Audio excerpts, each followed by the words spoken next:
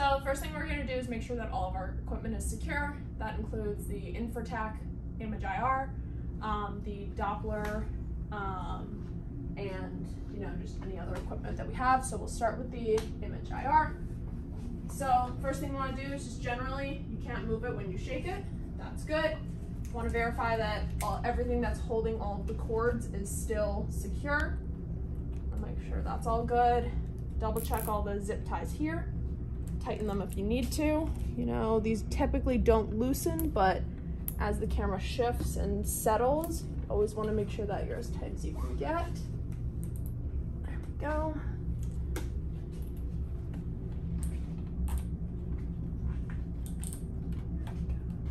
Good. Check again once you're done securing everything that it's still not moving. Make sure everything on the tripod is tightened. Remember, lefty loosey, righty tighty. Once that's done, we'll check everything down here. Quick glance, make sure you don't have any tools that are just left in here from when you're working. Once again, check all of our zip ties. As things settle and kind of over time, you might get one more click. Make sure that all of our cords are connected to something. They aren't gonna move anywhere. Good. Make sure that everything is plugged in that it needs to be. Good. All right. So the reason why we use zip ties is that things might eventually get taken off, and they're the easiest thing to use. Things like the Arduinos, where you might need to replace thermistors, or if something happens to the computer and you need to take it out so you can do diagnostics on it, that's all par for the course. Over time, things might get a little loose, not because the zip ties are getting loose, but just because, like, a new house kind of settles into its foundations, zip ties might get a little worn out, gives them a little stretch or something. The camera might shift slightly during one of the runs, and we just want to make sure that it's secured again. But once again, these are all on the scale of a couple millimeters. Nothing is going to shift significantly. Okay, so because we don't have any active cooling or heating on our device, we need to freeze a cylinder in order to get a cold boundary. So in order to do that, we actually use this little container. It's made of metal. You don't want to use glass or plastic for this because they will shatter when you freeze it. So what we're going to do is, the first thing we're going to do, grab a little duct tape.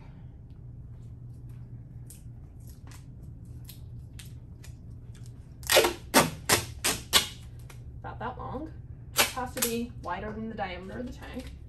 And we're going to put it right across the diameter. You will see why we do this in a moment.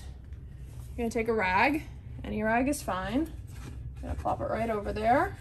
If you want to, you can turn it upside down, make it into a loose knot, just so it stays. Put the knot towards the bottom. Knot is always on the bottom. We have a little blue line in there. You don't want to go too much higher than that blue line. And what we're going to do is, you want to make sure that the open part is on and the hose part is off. And we're going to fill this with water. And now, the reason that we have this cloth right here is that this whole thing is going to freeze. Ice in large quantities is very heavy. The last thing we want to do is to drop something like this on our nice acrylic tank. So this is essentially going to freeze with the water, and we're going to use it as a handle to lower our ice into the tank. What happens if you drop the ice onto the acrylic? So the bottom of the tank is also acrylic, and it will crack and or shatter the acrylic. Of which we want to do neither, because it's a pain to get in there. Want to make sure that the bottom is getting wet, because that's the only way it's going to freeze. Good. So we're a little past the blue line. Once again, it's not super important that we stay above it. And now, follow me as we bring this to our office freezer. Action.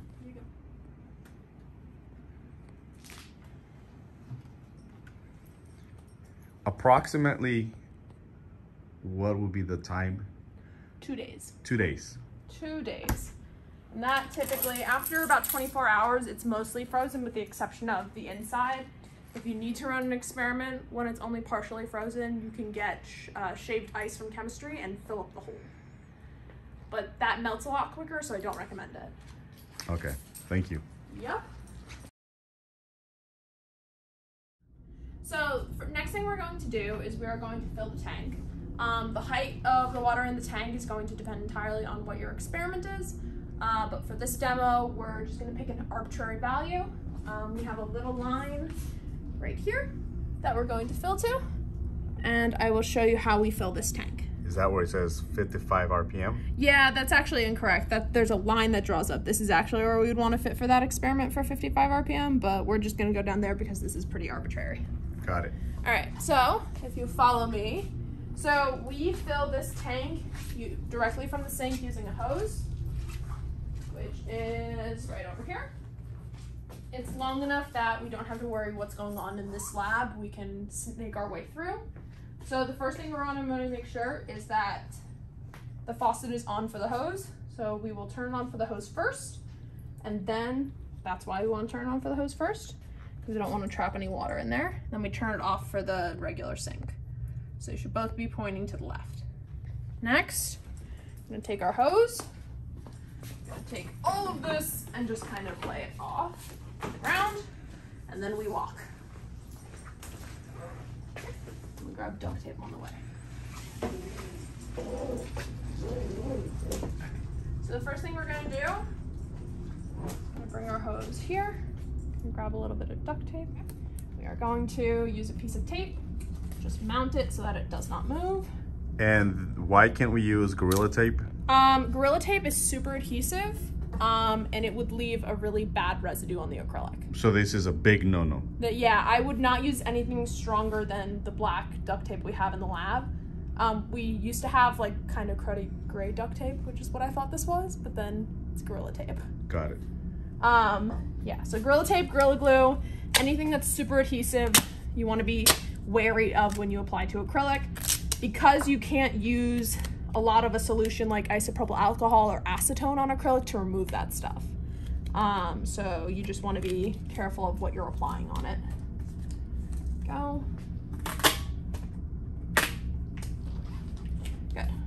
Doesn't have to be super strong. It just has to keep the hose pointing downward. And then we come back.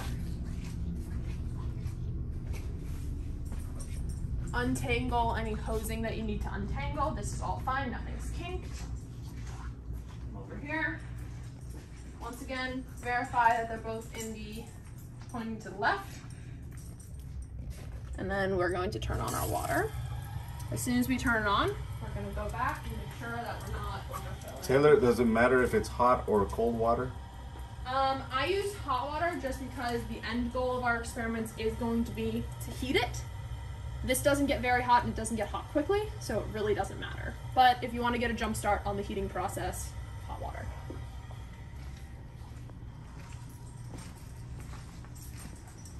Now it fills. The pressure from the sink is not super strong, so you don't have to worry about this spurting out. Eventually, when we use a pump to remove the water, you will have to worry about that because the pump is very strong. Once you're done filling the tank and you've turned the water off, the first thing that you want to do is open up the valve for the faucet. It's a little rough, so you just want to give it a little force, but it will turn. And the reason why we do this is that when we are grabbing the hose and bringing it back, we want somewhere for the water to go so we don't make a huge mess.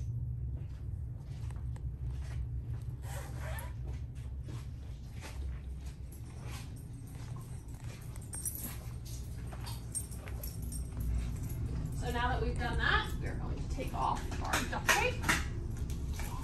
Comes off pretty smoothly from the acrylic. Keep this facing up.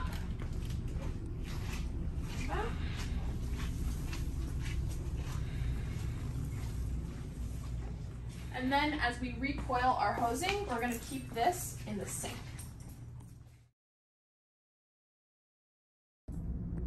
So for the next part of our setup, we are going to start heating the water. Like I mentioned before, we don't have any active heating or cooling currently, so we need to heat the water before we start our experiment. So this is a submersion heater. It's like 20 bucks from Amazon. You can get a nicer one if this breaks, it's not a big deal. Same with this. This is just a submersible pump. It essentially keeps the water circulating, because otherwise you're just going to heat one spot and the water will never be a uniform temperature. So in order to use these, I always like to start with the heater. So we'll put the pump down.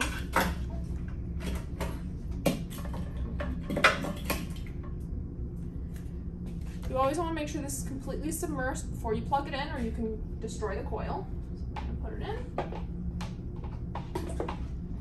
Since the table's not going to be rotating yet, I'll just use the extension cord that we have plugged into the lab frame. Okay. And as you can see, there's a little light that shows that the device is on.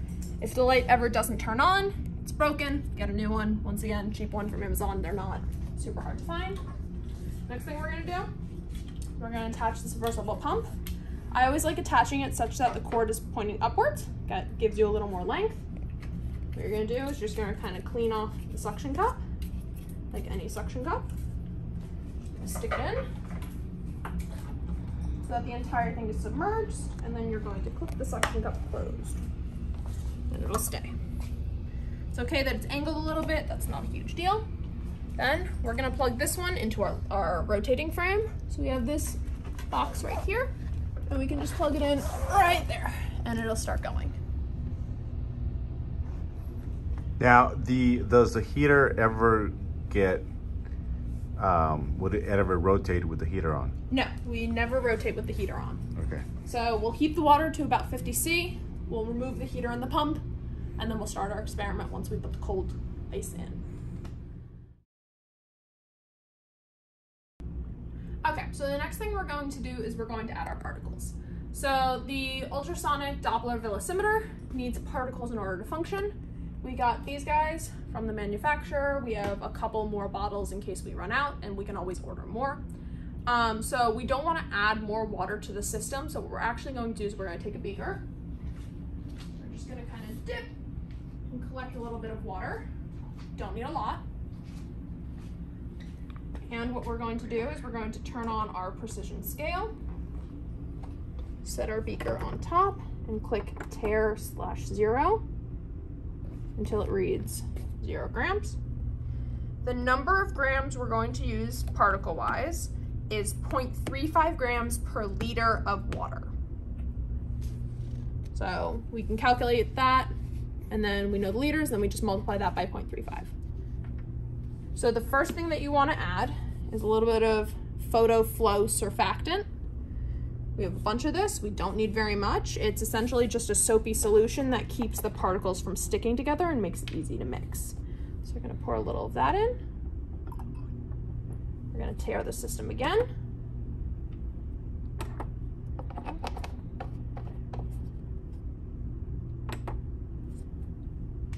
And then we're going to add our particles.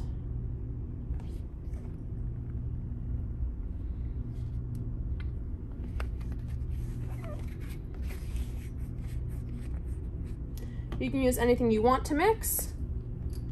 I like to use the end of a zip tie. You can tell it's nice and coated and white. You essentially are just going to mix these together.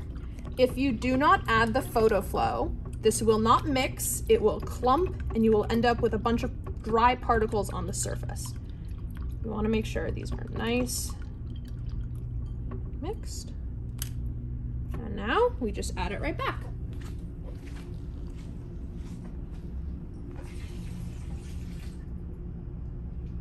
Now we have added our particles. So the next thing that we want to do is we want to turn on all of our devices. So let's start with the image IR, because it takes the longest. All you need to do to turn this on is press this power button right here until it glows blue and stays in. This will start flashing blue, and the cooler will start cooling, which is that noise. You'll know that this is done cooling when the sound goes quiet and this turns into a solid green. The next device that we're going to turn on is our ultrasonic Doppler. So that's this device down here. It's connected to all 3 of our probes. 1, 2, there's one over there. And we just need to click this little on switch right here to turn this guy on. Does it indicate that it's on? Yeah, there is a red light in the back. Okay. But there's another way of figuring out that it's on, and it's that the software will only offer you a demo if it can't sense that the device is on. Oh, okay. And then our last device that we'll be using is the Arduino thermistor system. That is always on, so we don't have to worry about turning it on, but we do have to verify that it is reading. So we'll go over here, go to our data acquisition 16 simple. So this is just a simple version of our code.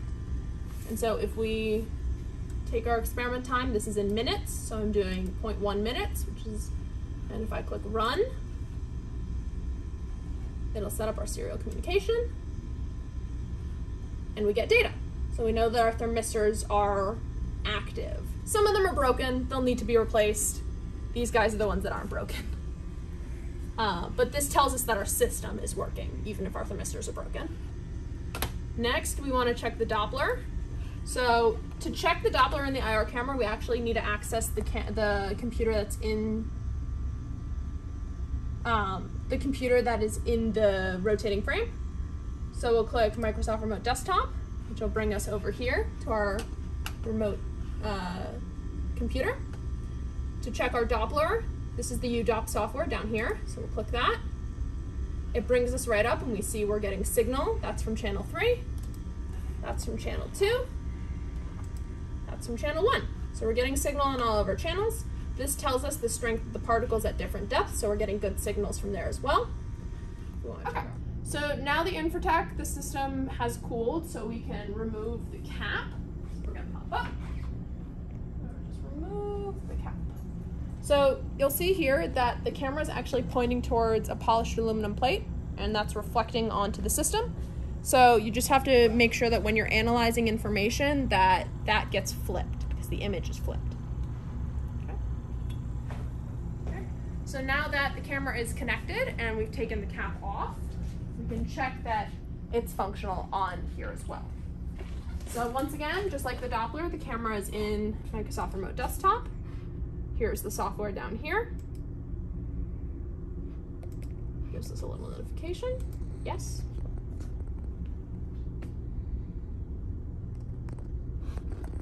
Good. And so we'll go over here to camera, connect, image IR4.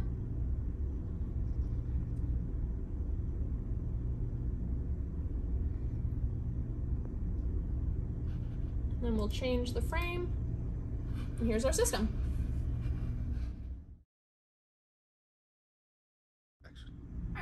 So once the water is heated to the desired temperature, the first thing we're going to do is unplug the pump.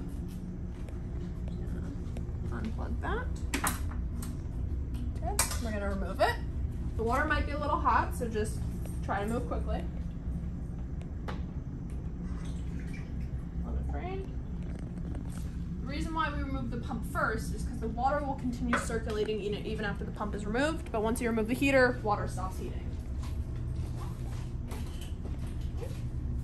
Next one, the next one we'll remove is the heater. It's going to be hot on the outside, so you want something to put it in that's not your hand. First thing we're going to do is just unplug it. Always want to unplug it before you remove it from the water. Pull off the cord. It'll sizzle, that's fine. It's just evaporating the water that's on the coils into a little thing. And then we'll place it over here, resting on it.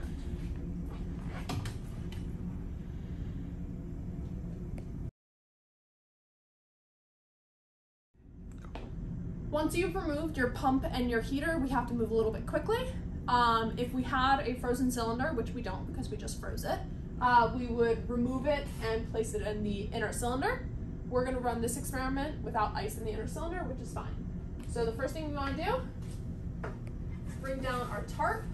The tarp helps prevent air drag. In the future, we should get a black tarp so that we can also prevent IR reflections. If you're seeing reflections in your data and you want to fix that, you can put a little bit of the black felt on the inside of the tarp. But we're not going to do that for the purpose of this demo. So, first things first, there's Velcro down here and Velcro on the insides. We're going to put those down first. And then we are going to just layer over our Velcro. We're going to do that on all 4 sides.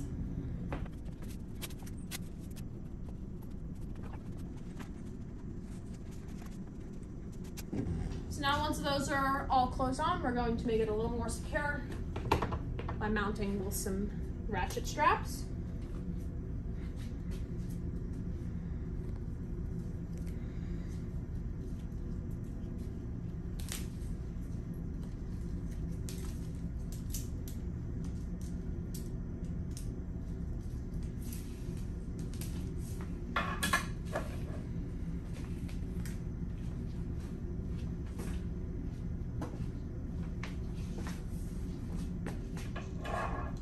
Believe it or not, most people don't know how to use a strap.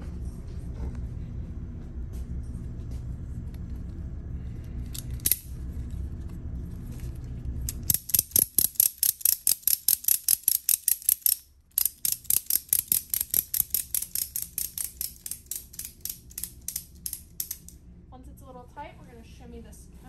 We can actually both go upward, so we don't have to shimmy this one up. This will be our low bar guy.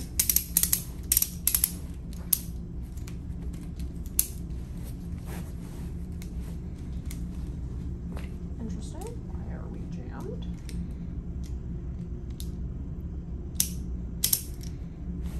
Why are we jammed? There we go. Don't know why we were jammed, but we're not anymore. Put that nice and tight. I'm gonna grab our other two.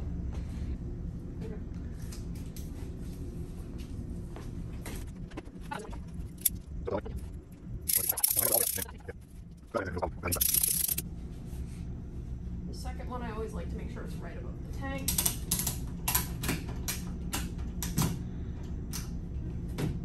Tight.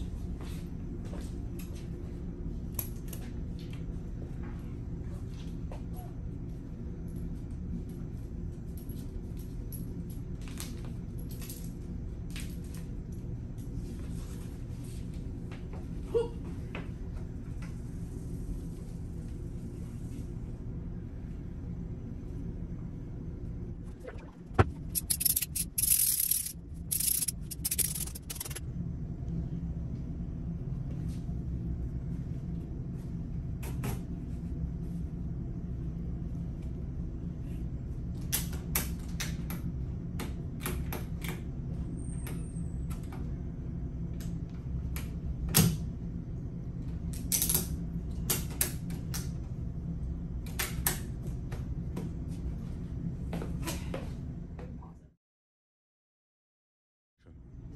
So now we're ready to rotate our device. So if you come on over here, this is the controller for our device. So the first thing you want to do is turn the control on, and you're going to click the reset. So this device used to be connected to another servo, which is no longer connected. So every time it has this working signal, it has to get to a timeout before you can go to the next step. A little annoying, but it doesn't make the device unworkable. So once you get to this page, we're going to click F2 for RPM.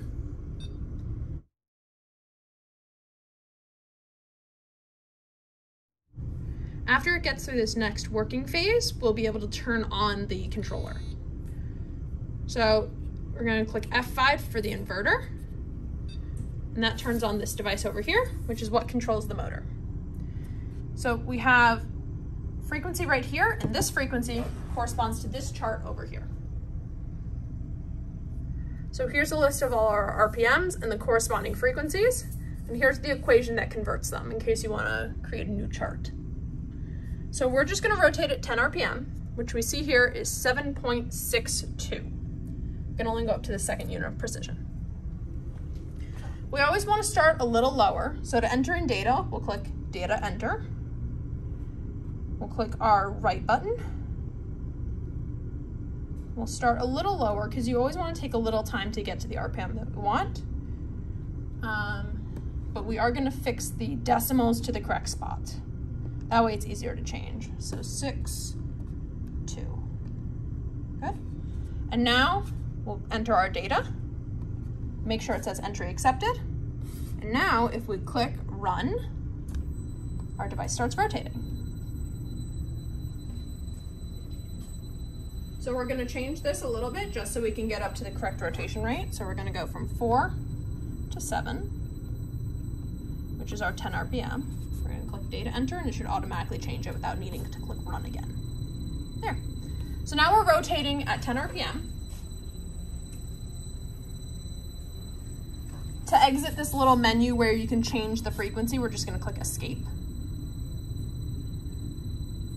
And it brings us back to the main menu.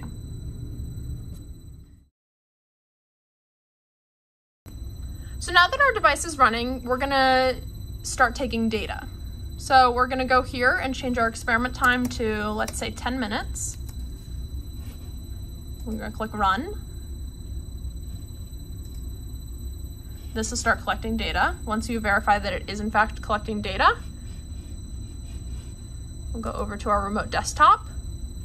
For this one, we're going to enable the multiplexer, but we wanna make sure that we have all 3 of the channels selected. And we're also gonna set up the acquisition sequences. So if we're switching about every second between sequences and we wanna get 10 minutes, 3 channels, 1 second each, 3 seconds times 200 sequences is 600 seconds. That's our 10 minutes.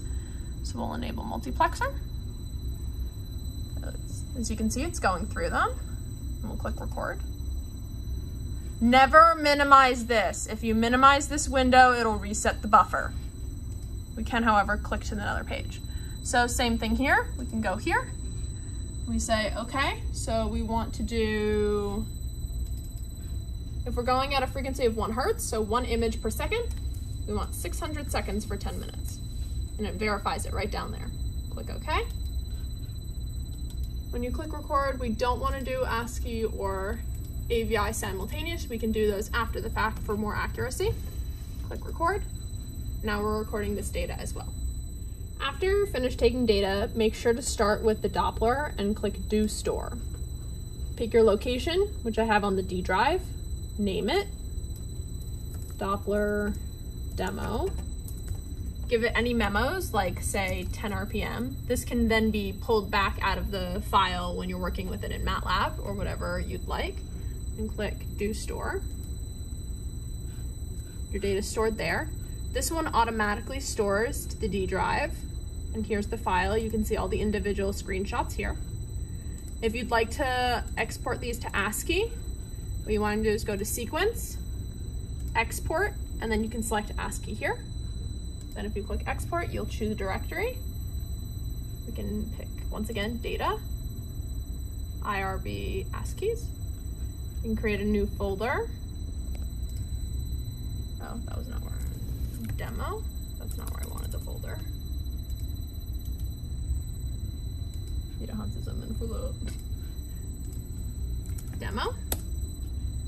Make sure you click it, save it there, and it'll go through the sequence and export each one as an ASCII file.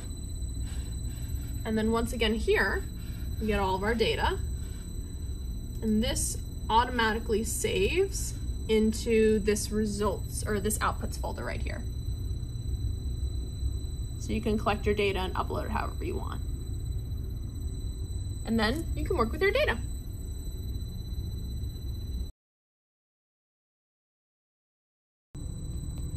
Just like when we spun up, we also want to spin down using a little bit of intervals.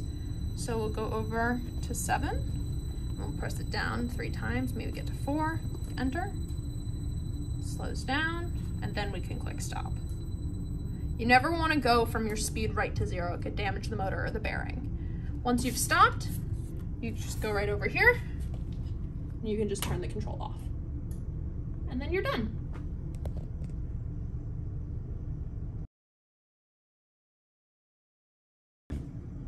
So once you're done with your experiment, you're going to take off your ratchet straps and put them to the side for right now, but please make sure to fold them up nicely later.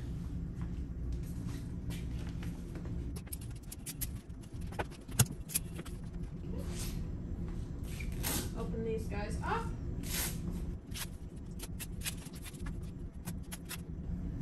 Take the tarp, bring it over the camera like we had it at the beginning.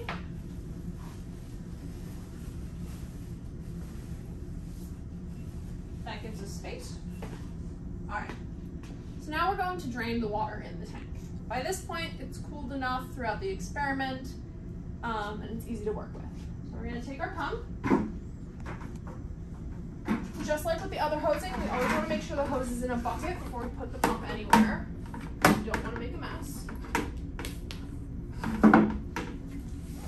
Pump in the water. Always submerge it first before you power it on. See, water's already coming in there.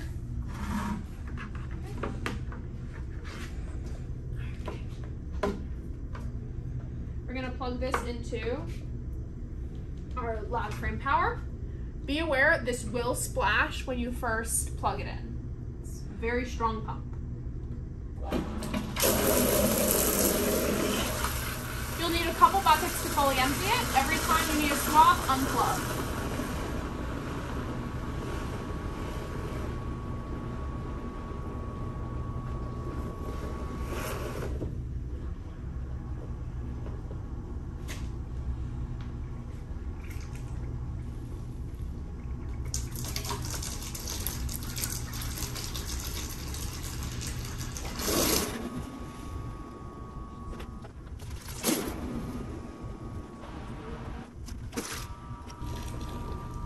Once you stop seeing water coming out in a strong stream, you'll unplug this and you can either leave it to evaporate or you can wipe it down with a sponge. You don't want to leave the pump running too long without having enough water to pull out. It can damage the pump.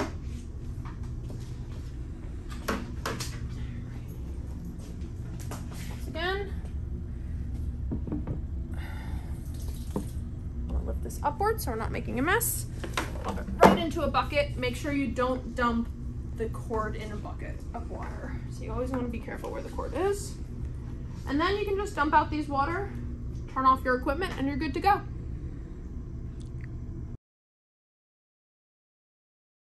Before turning off the camera, click the connect button again to disconnect the camera from the software.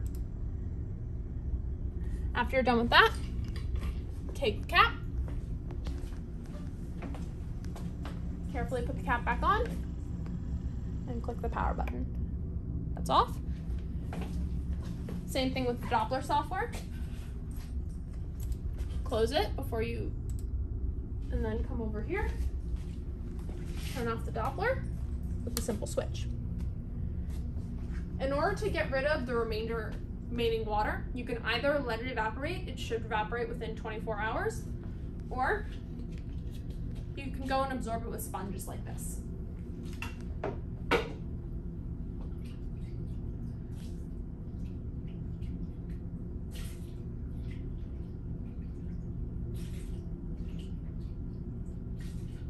And then towel it down with either a paper towel or a cloth towel.